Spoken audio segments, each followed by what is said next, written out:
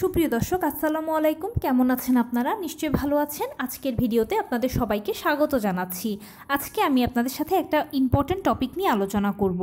সেটা হচ্ছে নবজাতক শিশু বুকের দুধ পাচ্ছে কিনা সেটা বোঝার সবচেয়ে সহজ উপায় সম্পর্কে। তাহলে চলুন মূল ভিডিওতে যাওয়া যাক। দেখুন, ডেলিভারির পরে যে শুধু একটা বাচ্চার জন্ম হয় সেটা কিন্তু নয়, একটা মায়েরও জন্ম হয়। বাচ্চাদের সব কিছু নিয়ে মায়েরা অনেক বেশি টেনশানে থাকেন। বিশেষ করে প্রথমবার যারা মা হন তারা তো বাচ্চার প্রতিটা স্টেপ নিয়ে অনেক বেশি সচেতন থাকেন। তো মায়েদের এক্ষেত্রে প্রথম একটা চিন্তা হচ্ছে যে আচ্ছা, বাচ্চা ভালোভাবে দুধ পাচ্ছে কি না। কারণ সে তো জন্মের পরে দুধটুকু বোঝে আর দুধটুকুই খোঁজে, এটাই হচ্ছে এখন তার একমাত্র খাবার। আর এভাবেই সে কিন্তু তার পুরো দিনটাকে কাটায়, খাবার খায়, হিসু করে, তার দিনটাকে এভাবেই কাটায়। আর মোটামুটি ওই সময়গুলোতে মাও তার বাচ্চাকে নিয়েই এভাবে করেই দিনটা পার করেন। তাই যেহেতু এখানে মূল জিনিসটা হচ্ছে বাচ্চার বুকের দুধ পাওয়া নিয়ে, সেজন্য মা টেনশানে থাকেন যে আচ্ছা, বাচ্চা কি বুকের দুধ পাচ্ছে, ও তো কোনো বলতে পারে না কোনো কথা। এখন আমি আপনাকে ছোট্ট কয়েকটা উপায় বলছি, যে উপায়গুলোর মাধ্যমে আপনি খুব সহজে অনায়াসে বুঝতে পারবেন যে আপনার বাচ্চা বুকের দুধ পাচ্ছে কিনা। প্রথমে দুধ খাওয়ানোর সময় যে জিনিসটা খেয়াল করবেন সেটা হচ্ছে তার গলায় খাওয়ার সময় যে একটা ঢুকু ঢুকু শব্দ হয়, এরকম শব্দ হচ্ছে কিনা। যেহেতু ওরা ছোট তাই তাদের শব্দটাও কিন্তু খুবই অল্প, খুব হালকা হবে। আপনি মা এই জিনিসটা খেয়াল করলে বুঝতে পারবেন যে সে যে খাবারটা গিলছে, গেলার সময় যে একটা ঢুকু ঢুকু শব্দ হয় বা আমাদের গলার মাঝখানে যে একটু ডেবে যায়, এরকমটা তার হচ্ছে কিনা। যদি হয়ে থাকে তাহলে বুঝবেন যে সে বুকের দুধ পাচ্ছে আর গিলছে। দ্বিতীয় যে জিনিসটা দেখবেন সেটা হচ্ছে 24 ঘন্টার মধ্যে সে 6 থেকে 7 বার হিসু করে কিনা। যদি কোনো বাচ্চা 24 ঘন্টায় 6 থেকে 7 বার হিসু করে তাহলে সে বুকের দুধ পায়। আর কোনো বাচ্চা যদি তার থেকে আরও বেশিবারও হিসু করে, কোনো সমস্যা নেই, বুকের দুধ সে পাচ্ছে। এই জন্যই সে ঘন ঘন হিসু করছে, যেহেতু এখন তার খাবারটা শুধু বুকের দুধ, আর অবশ্যই দুধ হচ্ছে পানি জাতীয় খাবার, এই জন্যই বেশি বেশি সে হিসু করছে।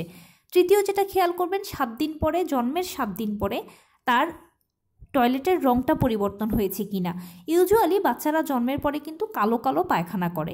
এরপরে দেখবেন যে 6 দিন, 7 দিন বা অনেকের 5 দিন পরেও রঙটা পরিবর্তন হয়ে হলদে কালারের রূপ ধারণ করে, এরকমটা তার হচ্ছে কিনা। যদি এই পরিবর্তনটা হয়ে যায় তাহলে আলহামদুলিল্লাহ, কোনো টেনশনের কিছু নেই, আপনার বাচ্চা দুধ পাচ্ছে।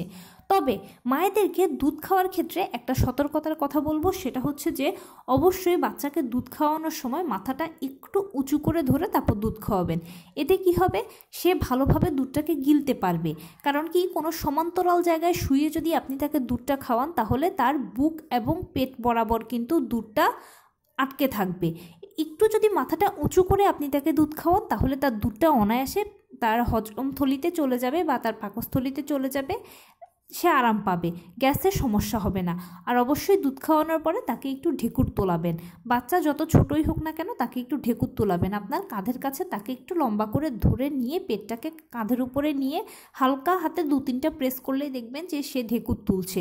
অবশ্যই এই ঢেকুর তোলা বা বার্পিংটা করাবেন। এতে কি হবে, তার গ্যাসের যে সমস্যা আছে সেটা আর হবে না।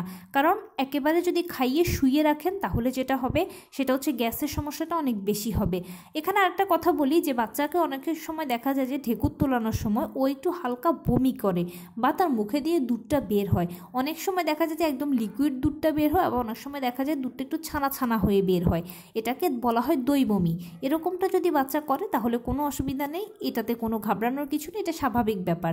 কারণ কি, আমাদের প্রত্যেকেরই পেটের মধ্যে বিভিন্ন ধরনের খাবার হজমের সময় গ্যাস নিঃসরিত হয়, আর যার ফলশ্রুতিতে ওই বাচ্চা যেহেতু দুধ খাচ্ছে এটা অনেকটা ছানায় রূপ ধারণ করে, সেজন্য এরকম ছানা বমি বা লিকুইড দুধটা সে বমি করতে পারে। কোনো অসুবিধা নেই, মুছে দেবেন, ঠিক আছে।